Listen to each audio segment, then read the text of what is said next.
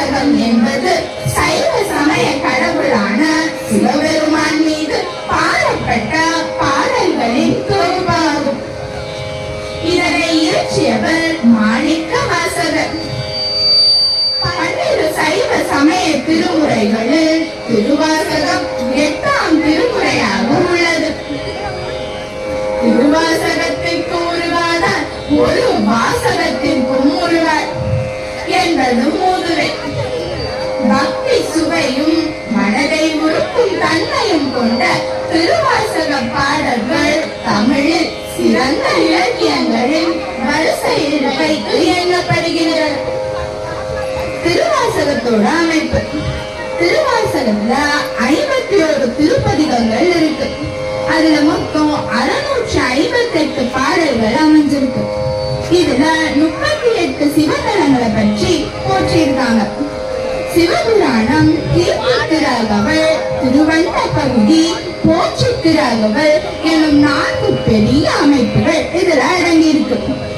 இதனை தொடர்ந்து திருசதகம் 100 பாடல்களும், நீத்தல் விண்ணப்பம் 50 பாடல்களும், திருவெண்பாவை 20 பாடல்களும், திருவம்மானை 20 பாடல்களையும் கொண்டிருக்கு.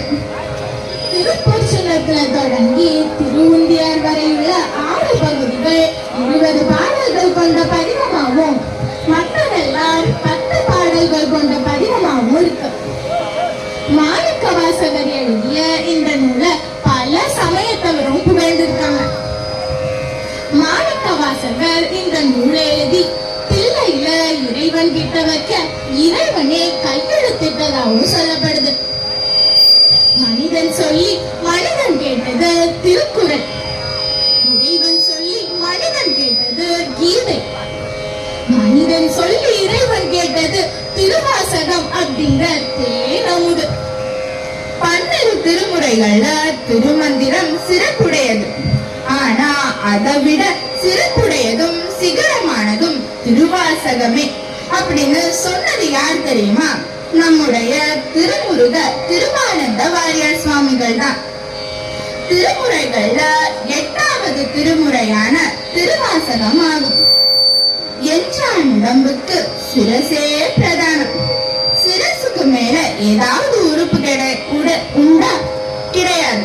அதே போல சிதாமந்திரம் அப்படின்னு சொல்லப்படுற 8ஆம் திருமுறையான திருவாசகத்திற்கு மேல ஒரு வாசகமும் கிடையாது. தற்போது சிவபுராணத்தின் பெருமைகள். தில்லையில ஒரு ஆனி மாதம் ஆயில்ய நட்சத்திரத்தப்போ சிவபெருமான் அங்கல வேகம் போட்டுக்கிட்டு திருநீ பூசிட்டு மாணிக்க வாசகர் தங்கி இருந்த மடத்துக்கு வந்தாராம்.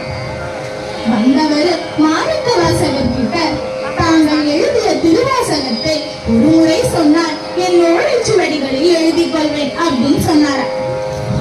அதுக்கு நம்ம எல்லாம் இருந்தா நம்மகிட்ட வந்து கேட்டா என்ன பண்ணுவோம்? எதுக்கு, என்ன, ஏன்னு 1000 கேள்வி கேட்போம். அதிலே வந்தவர் தெரிச்சோடிமா.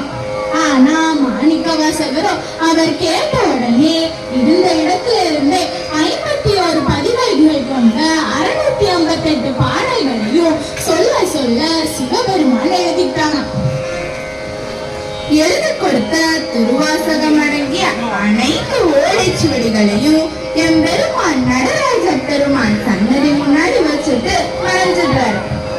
அடுத்த நாள் காலையில ஆனி மாதம் மகம் நட்சத்திரம் அன்னைக்கு ஆலயத்திற்கு வந்த தில்லை வாரந்தரர்கள் அப்படின்னு சொல்லப்படுற தீட்சகர்கள் கூத்த பெருமான் சன்னதி முன்னாடி இவ்வளோ ஓலைச்சுவடிகளை பார்த்து இகழ்ச்சி போய் நிக்கிறாங்க. தீட்சகர்கள் ஓலைச்சுவடிகளை பார்த்தா கடைசி ஓலைச்சுவடியில மாணிக்க வாசகர் சொல்ல அழகிய சிற்றம்பலமுடையான் எழுதியது அப்படின்னு கையெழுத்து போட்டுருந்துச்சு. அதை பார்த்த தீட்சகர்கள் எந்த பெருமான் கருணை பார்த்து விழுந்து மாணிக்க வாசகர் தங்கியிருந்த மடத்துக்கு சென்று கடந்துடவா சொல்லி மாணிக்க வாசகரை கூட்டிட்டு வந்தாங்களா. ஓலைச்சுவடிகள்ல உள்ள ஒரு திருவாசக பாடலையும் கடைசி பக்கத்துல எம்பெருமானுடைய ஒப்பத்தையும் பார்த்து பிரமித்தவராய், ஆம், அடியேன் சொல்ல எழுதப்பட்டதுதான்